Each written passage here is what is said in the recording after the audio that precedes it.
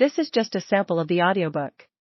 To get the complete audiobook, access the link posted in the first comment. Trump challenged more than the agendas and assumptions of the political establishment.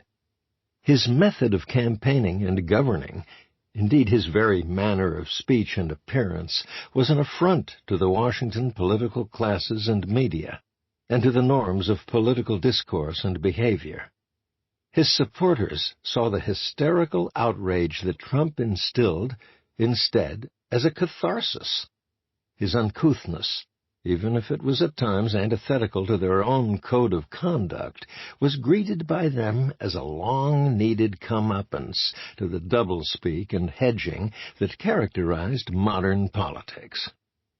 Both before and during his presidency, Trump became the old, silent majority's pushback to the new, loud, progressive minority's orthodoxy. His voters quite liked the idea that others loathed him.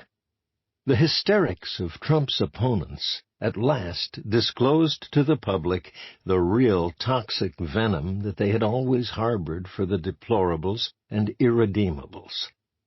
The media and the progressive opposition never quite caught on that trading insults with Donald Trump was unwise, at least if they wished to cling to the pretense that contemporary journalists and politicians were somehow professional, balanced, and civic-minded. As president, Trump doubled down on his provocative pronouncements, from illegal immigration to cultural fissures of race and gender. His enemies responded to each with allegations of racism or insanity. Swing voters and neutrals suggested that Trump was more likely deliberately baiting or trolling his opponents, and often wished he would cease. Trump's base bragged that he was playing three-dimensional chess by drawing out the real and mostly unpalatable views of his increasingly exasperated censors. Yet Trump also said and did things that were also long overdue in the twilight of the 73-year-old post-war order, both at home and abroad.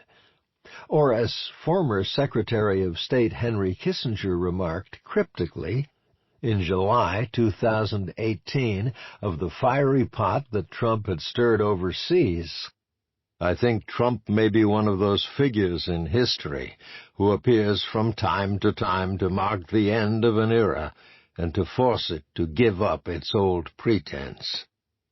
Trumpism on the campaign trail and after the election was also a political belief that the interior of the country should not be written off as an aging and irrelevant backwater.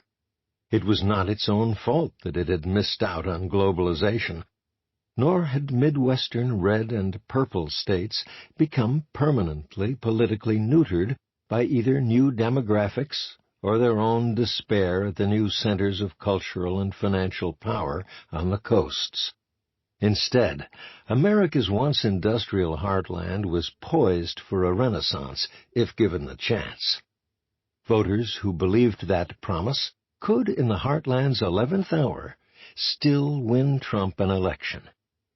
Perhaps most importantly, Trump was not Hillary Clinton. After the primaries are over, most presidential elections rarely become choices between seasoned political pros and amateur outsiders, or good nominees versus bad ones. They are usually decisions about tolerable and less tolerable candidates. Both Clinton and Trump entered the 2016 race amid scandal. But Clinton's miscreant behavior was viewed as quite different. She had almost always been in the public eye, either as a First Lady, a Senator, and Secretary of State, or a campaigner for and surrogate of her husband, and a candidate herself. In other words, Hillary Clinton's life had been embedded in high-stakes politics.